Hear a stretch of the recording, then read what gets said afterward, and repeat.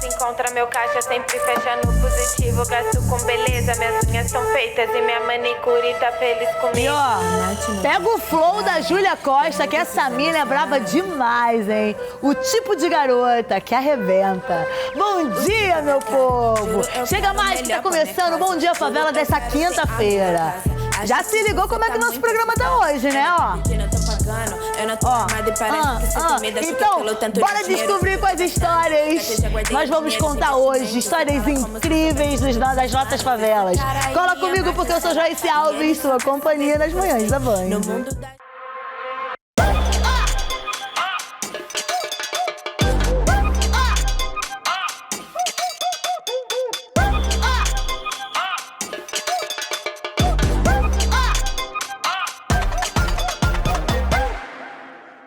E na edição desta quinta-feira, você aí de casa vai assistir uma matéria no Espaço Afro-Carioca Conceito, uma entrevista com um advogado especializado em direitos dos povos indígenas, Arão Guajajara e muito mais. Só papo cabeça, hein? Não perde, não. Eu trago também essa possibilidade da criança preta, né, do menino preto, ele também sonhar com família.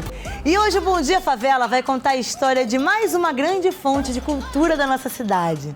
Thaís Espírito Santo é escritora, professora de escrita e cria de Campo Grande. Ela é autora de livros como Tinha que Ser Preto e Axanti, Nossa Pretinha. Esse último, inclusive, eu adoro ler pro meu filho, viu? Beijo, Noah, lindo da mamãe. Então vamos conhecer um pouco mais da trajetória da Thaís na literatura. Assiste aí. É potência de favela ou periferia? Você conhece aqui, no Bom Dia Favela. E hoje o nosso papo é sobre autoestima e literatura, com ela que é cria de Campo Grande, zona oeste aqui do Rio de Janeiro, que desde criança gostava de ler e escrever em diários. A escritora Thaís Espírito Santo. Seja muito bem-vinda. Obrigada, muito obrigada, viu? Thaís, qual foi o livro que marcou a sua infância? Tem um escritor, o Júlio Emílio Braz, que ele escreveu um livro Pretinha Eu. Eu estava acho que na quarta ou quinta série. Eu li o livro, né? Foi um livro paradidático e eu me identifiquei nele. E também, né, começando a minha inspiração, minha mãe também escreve. Já saiu alguns livros também, que ela é professora. E acho que é isso, né? Eu acho que eu peguei um pouquinho do dom dela. E eu acho que foi ele que me deu esse lugar da escrita, né? Saber que eu posso falar, né, do meu povo. Então eu vim escrevendo sobre a gente. Tem até né, quando eu comecei a escrever, eu estava no ensino médio e aí um professor de artes, ele tinha pedido pra gente fazer uma peça. Mas eu não fiz uma peça, mas eu fiz a Branca de Neve, só que eu mudei pra Preta. E aí eu peguei os personagens, né, principais, que é a Branca de Neve, o príncipe e a madrasta, e tinham poucos alunos pretos na minha escola. O que eu fiz? Coloquei eles como protagonistas. Eu fui a madrasta, minha amiga foi a preta e um menino preto foi o príncipe. Então, assim, eu vi que era possível escrever sobre a gente. Depois disso, depois desse roteiro doido que eu fiz, eu continuei, né? Comecei a escrever. Filha de professora, Dona Isabel, não é isso? Dona Isabel, fez toda a diferença. Muito obrigada, Dona Isabel. Você acaba de escrever o seu primeiro livro, 100% autoral. E o tema é autoestima e amor. Foi a partir do teatro que eu descobri o meu valor. E você, como foi? Então, eu sempre fui muito amada dentro de casa. Meus pais, eles eram professores, são professores ainda, né? E aí também a gente sempre teve muita consciência racial, né? Eles sempre falavam, né, que a gente tinha que estudar e tudo mais. E porque também a gente é preto, né? E, enfim, eu sempre fui muito amada dentro de casa, mas fora de casa a gente sempre tem uns percalços, a gente sempre bate no racismo. E tem até, né, um primeiro livro, né, O Olhos de Azeviche, pela editora Malê, tem um conto meu que eu falo quando parei de mandar beijos, né, que é a minha relação com a minha boca. Que um dia eu estava na cantina e tinha uma revista com 3 fotos, né, de uma pessoa negra, uma pessoa indígena e uma pessoa branca mandando beijo. E a tia da cantina olhou e falou, né, olhou pra boca do negro e falou: nossa, que boca feia, nojenta, eu nunca beijaria uma boca dessas. Pronto, né, foi aval para todo mundo ver, me zoar. Tinha música da minha boca, tinha todas as coisas horríveis, né, que se faz para uma criança, e criança preta. Então acabou que, e depois de um tempo, né, eu também estava num grupo de jongo, eu participei do grupo Jongo Banto de Campo Grande, e aí também a gente circulava entre pretos, e foi daí que eu descobri porque eu não mandava beijo, porque era algo tão normal, né, de fazer. Voltei nesse episódio, né, e aí saiu um conto. E todo mundo, né, algumas pessoas que leem, elas falam: nossa, foi parecido comigo. Só que foi em relação ao meu cabelo, foi em relação ao meu nariz, foi em relação à minha cor. Então acabou que juntou, né, as pessoas, infelizmente, por esse episódio, mas que também me libertou. Eu acho que é isso. E agora vamos falar do seu livro, né, que é Ashanti, Nossa Pretinha. Por que Ashanti? Primeiro, né, seria o nome da minha filha, né? Então tem todo um cuidado, né, de amor, de mãe. E também porque veio do povo Ashanti, que foi um povo que ganhava todas as guerras. Então, assim, a minha filha, né, viria com a força, né, com a inteligência de uma mulher africana. E esse livro veio, na verdade, em homenagem ao meu pai, porque quando ele faleceu foram mais ou menos 600 pessoas no sepultamento dele, e eu escrevi um texto falando da falta que meu pai faria, né, para todo mundo. E aí o editor da editora Malê, Wagner Amaro, me pediu para fazer um texto, um livro infantil onde essa criança andasse, caminhasse e tivesse um grande senhor falando, dando a diretriz para ela. E aí veio uma voz, enfim, intuição, um sonho, falou: primeiro de tudo, a criança precisa nascer. E aí eu comecei escrevendo Ashanti nas águas, ela nascendo. E aí depois foi montando com pai, com mãe, com tudo mais. E aí foi isso, assim, né? Ela veio das águas. As crianças, elas agradecem. Teve um menino que agradeceu, que a mãe até gravou um vídeo agradecendo: obrigada, você escreveu a minha história. Então muitas crianças se reconhecem nesse livro. E agora, Thaís, qual o seu objetivo com esse livro? Meu objetivo com esse livro é que as crianças pretas, elas se reconheçam, elas saibam que são amadas. Eu já fui em muitas escolas, né, contar Ashanti, falar de Ashanti. E aí quando eu termino eu pergunto: vocês lembram de alguém? E aí teve uma menininha que falou assim: tia, eu acho que a minha mãe, ela me ama. Eu falei: por quê? Ela tinha uns 6 anos. Porque ela guarda roupa minha desde quando eu era criança. Então eu venho trazendo, né, esse lugar da criança, principalmente as crianças pretas. E sempre quando eu levo a boneca, né, eu sempre vou com a boneca, os meninos pretos, eles são os primeiros a pegarem a boneca, a cuidar, a embalar. E mesmo sabendo, né, que a questão da paternidade, né, no Brasil, eu trago também essa possibilidade da criança preta, né, do menino preto, ele também sonhar com família, ele também tem essa ideia: eu não tive pai, mas agora eu vou ser um bom pai para o meu filho, né? Eu já vejo também o futuro. Thaís, muito obrigada, desejo sucesso para você com esse livro e desejo mesmo que todas as famílias, as crianças conheçam essa história que fortalece a nossa autoestima através do amor. Não é isso? E Joyce, minha amiga, é com você aí do estúdio. Ó, um beijo. E Thaís vai te mandar um beijo grande também, de uma forma bem diferente. Beijo, Joyce. Thaís, maravilhosa, um beijo. Eu já te falei pessoalmente, falo agora também. Você é inspiração, amo a sua escrita. Seu livro faz parte lá da coleção de livros do meu filho. Um beijo grande pra você, muito bom te conhecer mais. Que bom que mais pessoas agora puderam conhecer sua história, viu? Beijão. E agora eu vou falar de um grande tabu que viralizou nas redes sociais nos últimos anos: calvície.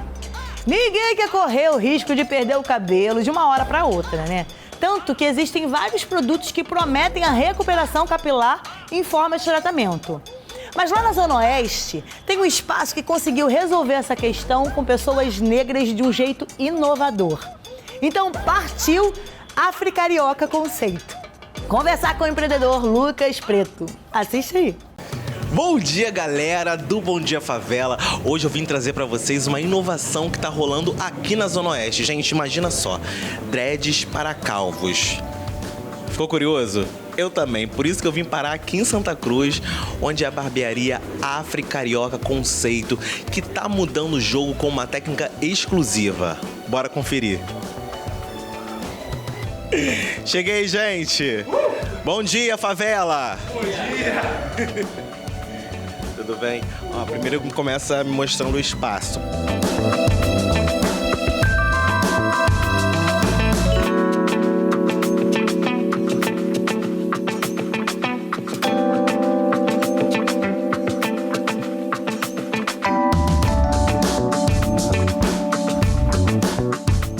Gente, é o seguinte, pra quem não sabe, o Ulisses, meu cinegrafista, ele tem esse probleminha da calvície e ele tá adorando essa pauta porque ele vai aproveitar o ensejo. Assim que a gente cortar, ele vai aparecer de dreads na próxima pauta.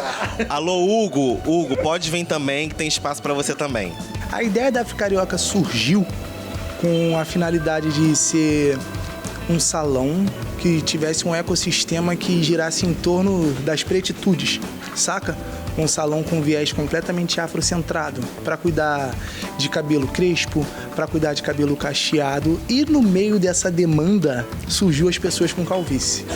No meio disso, entre um cliente ou outro, surgiu esse desafio e tudo mais. Eu lembro que o primeiro desafio surgiu em 2020, que foi com um professor de inglês, o Jackson, que apareceu e falou: bicho, você consegue fazer isso? Eu falei: vamos tentar e tal. Então, até costumo dizer que o Bald Lock, ele nasceu basicamente de uma intuição divina de, pô, vai fazendo isso aqui, vai fazendo assim e tal. E quando finalizou o procedimento, depois de 18 horas, ficou eu e ele meio sem acreditar, tipo, deu certo.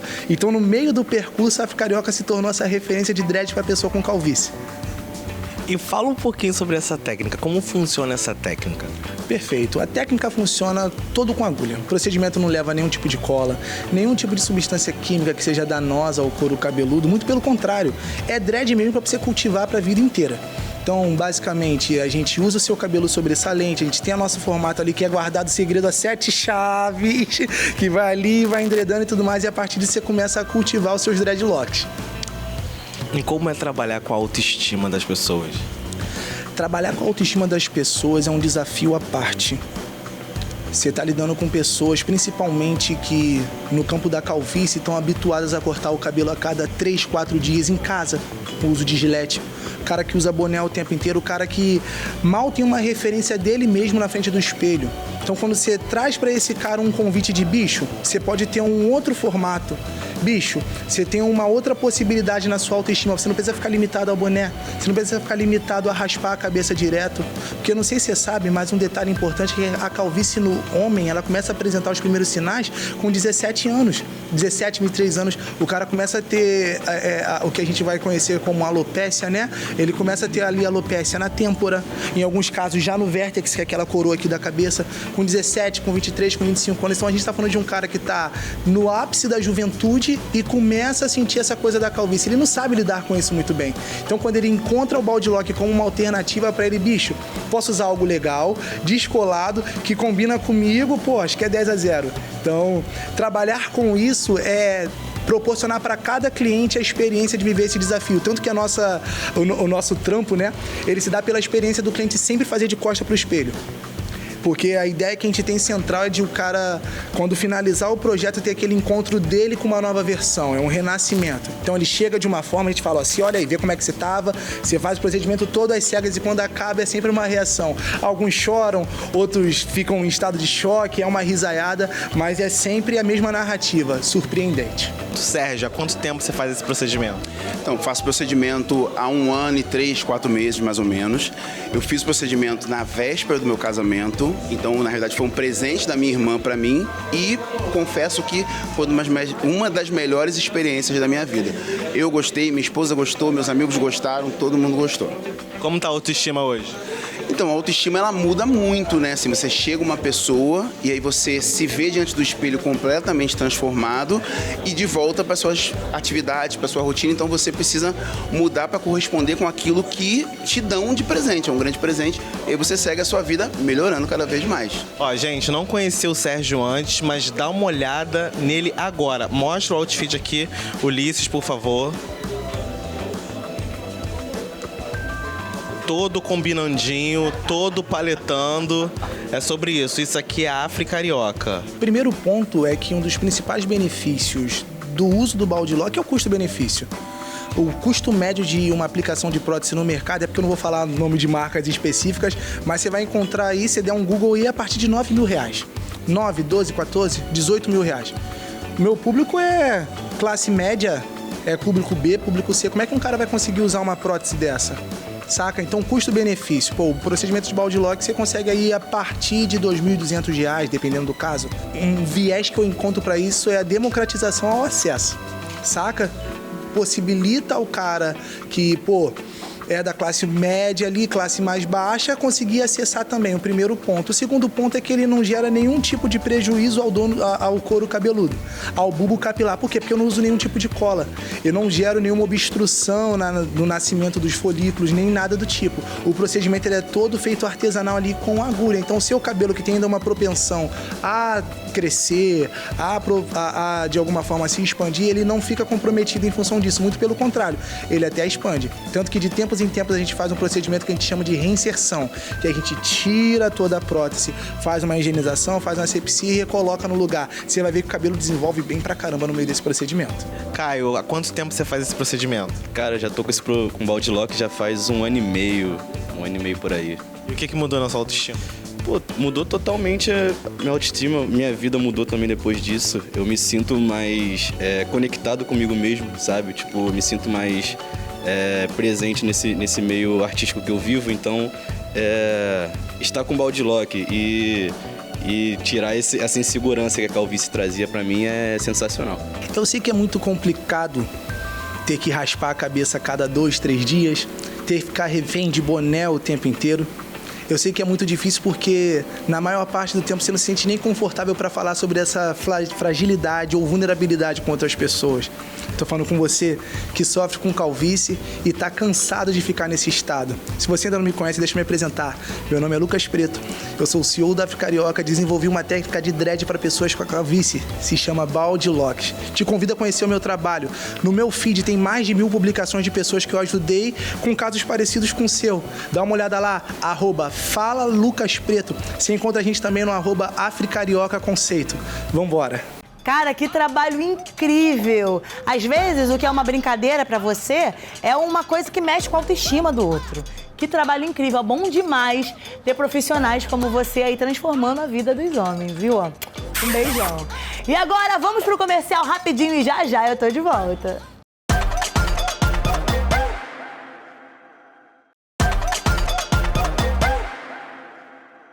Voltei, meu povo! E o Bom Dia Favela sempre fez questão de trazer reportagens sobre os povos indígenas. O nosso programa respeita completamente aqueles que já habitavam estas terras antes da invasão portuguesa, quando a cultura mãe do nosso povo sofreu inúmeras violências. Apesar desse acontecimento ser datado no ano de 1500, até hoje os povos indígenas sofrem para ter seus direitos reconhecidos. Hoje, nós vamos ouvir um especialista no assunto, o advogado Arão Guajajara. Assiste aí a reportagem. Hoje nós vamos falar sobre a proposta de emenda constitucional 48, que está em tramitação no Congresso Nacional. E para isso, nós teremos uma entrevista exclusiva com Arão Guajajara, que é advogado especializado em direito indígena. Ele trará suas perspectivas e análises sobre o impacto dessa PEC nas comunidades indígenas no Brasil. Arão, obrigado pela presença, seja bem-vindo. Obrigado, João, obrigado Bom Dia Favela. pode nos explicar quais são os principais pontos da PEC 48 e por que ela é considerada tão prejudicial aos povos indígenas?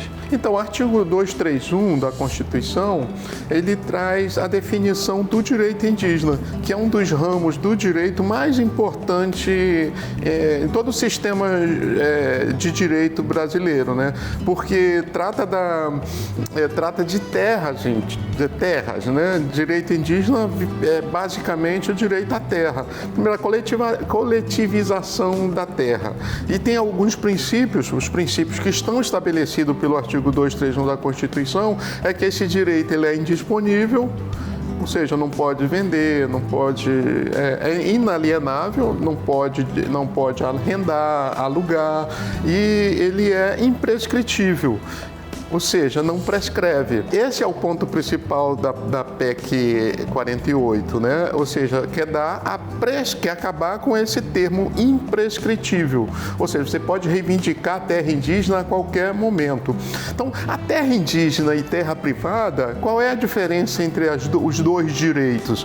É a destinação.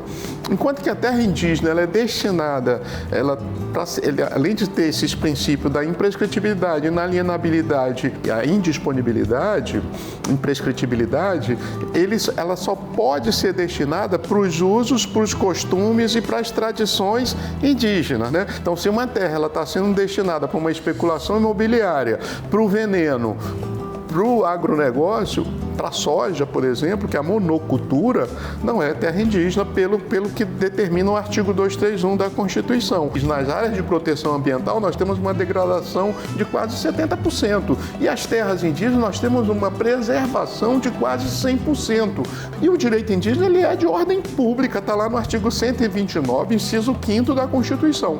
Ou seja, todos temos que defender esses valores relacionados à supremacia da dignidade humana. O direito brasileiro é um dos direitos mais avançados na questão indígena, mais avançado até mesmo do que o direito boliviano, que é um estado indígena. Então, a partir do momento que você tem um ataque vindo do próprio, seja do executivo, do legislativo, do judiciário, você está atacando valores que deveria ter. O servidor público, ele é pago, seja parlamentar, seja juiz, seja defensor, seja promotor, seja quem for, ele é pago para promover, para divulgar, para alardear esses valores relacionados à supremacia da dignidade humana. Marco temporal, ou seja, limita a 5 de outubro de 88 as reivindicações de terra. Olha, se você tem um manancial, uma nascente, né, uma bacia hidrográfica que a maioria das terras indígenas estão assentadas e tem a ver com nascentes, com mananciais, com bacias hidrográficas,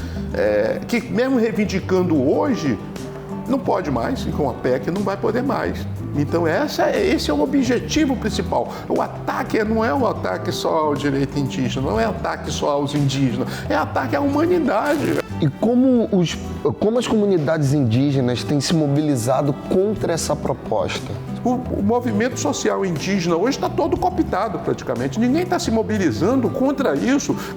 E hoje estão aquelas manifestações feitas até há pouco tempo. Por que não existe uma mobilização nacional? Por conta da cooptação dos movimentos sociais indígenas. Então, quer dizer, a mobilização poderia ser e deve ser em relação ao executivo, que não espere ser alterada essa lei, esses princípios, esses valores constitucionais, para poder demarcar a terra indígena. Demarcar a terra indígena é proteger a vida, é proteger os mananciais, os rios, as nascentes, é proteger a floresta em pé. Qual a importância da demarcação das terras indígenas para a preservação cultural e ambiental? E a terra indígena, ela só pode ser determinada com essa destinação, né? Só pode ter a destinação dos usos, dos costumes e das tradições indígenas. Uso e costume de tradição indígena é floresta em pé.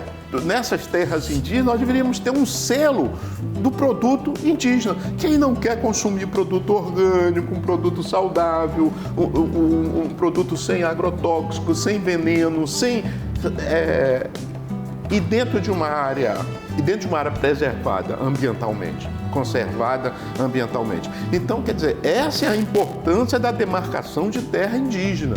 O que a sociedade pode fazer, em geral, para apoiar a luta dos povos indígenas contra essa PEC 48? É mobilização. Não adianta, não tem outro mecanismo senão mobilizar. Então a população, as comunidades, seja quilombola, seja não quilombola, seja de um modo geral, todos os defensores da vida, todos os defensores da dignidade humana têm que se mobilizar e lutar contra essa PEC 48, né? Contra esse atentado, esse ataque aos valores indígenas, né?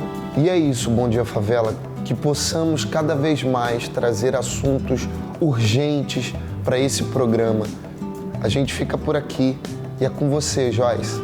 Arão Guajajara, olha, um beijo e muito obrigada por falar com a gente. Bom demais saber sobre os direitos de pessoas indígenas.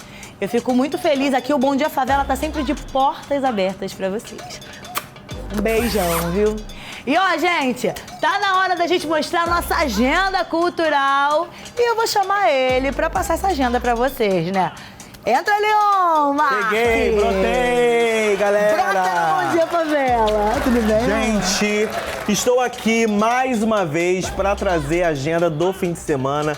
E a nossa primeira dica é um rolê cultural que já vai estar acontecendo hoje. Quinta-feira, dia 8 de agosto, o comediante Yuri Marçal vai dar início mais tarde à nova temporada da Casa da Comédia Carioca, lá no Teatro Cândido Mendes, em Ipanema, com o stand-up Yuri do Velho Testamento. Vale super a pena e você não pode deixar de conferir, né? Ih, gente, eu quero, hein? Vai ser maravilhoso. Ri um pouquinho, né? Já tô animado pra dar boas gargalhadas com o Yuri. Com certeza, garantia de risada boa. Com certeza. Ó, e amanhã, sexta-feira, dia 9, a roda de samba Moça Prosa vai homenagear a Jovelina Pérola Negra com um evento no mesmo manto, lá no Circo Crescer e Viver, no centro da cidade. Isso, dá pra acompanhar Praça 11. na Praça 11. Dá pra acompanhar tudo na página do Moça Prosa no Instagram. Então, gente, não vamos dar bobeira, né? Passando aqui, ó. E a próxima dica? Ó, nesse fim de semana também o espetáculo A Casa de Hugo Ivo encerra sua performance no Centro Cultural Banco do Brasil de hoje. Quinta-feira até sábado, a cena vai ser apresentada às 19 horas e já no domingo a peça começa às 18. A oportunidade é o que não falta de você assistir, hein? É isso aí, gente. Teatro, né? Vambora assistir mais Vambora, teatro. gente. Teatro, É esse cultura. movimento. Vamos Bom se alimentar demais. de cultura que tá muito bom. E olha só, por último e não menos importante, no domingo, dia 11, vai rolar na Casa Bosque, em Campo Grande. Alô, Campo Grande! Um evento irado de Dia dos Pais, à tarde de chorinho e feijoada, que vai ser realizada nesse espaço mega especial na Zona Oeste, que nós já fizemos reportagem com eles. já estivemos lá. É isso aí que a nossa equipe adora, a gente tá sempre falando deles e que se mistura com música, comida. Gente, muito bom e impossível ficar de fora, né? É isso aí, né, Léo? Muito obrigada pelas dicas do Brota de hoje. Te espero semana que vem com mais dicas. Com mais dicas, semana que vem tô de volta, hein? Pra galera curtir o fim de, né? Beijo, vai curtir Então, o fim. beleza, gente, ó. Estamos terminando por aqui o programa de hoje, mas não fica triste não, vocês já sabem onde seguir a gente, então vou deixar nossas redes sociais aqui embaixo, beleza? Se tiver perdido qualquer edição, vai lá no YouTube da TV Band Rio e coloca em dia na nossa playlist. É isso aí, meu povo, ó. Espero vocês amanhã aqui na Band, a partir das 8 da manhã. E hoje à noite, aqui na Band, vai rolar o debate dos candidatos à Prefeitura do Rio. Fica ligado, porque é super importante para decidirmos o futuro da nossa cidade, gente. Não pode perder, hein? Um abraço apertado e... beijo! Acho que você tá muito assustada. Eu não tô pedindo, eu tô pagando. Eu não tô armada e parece que você tem medo, acho que é pelo...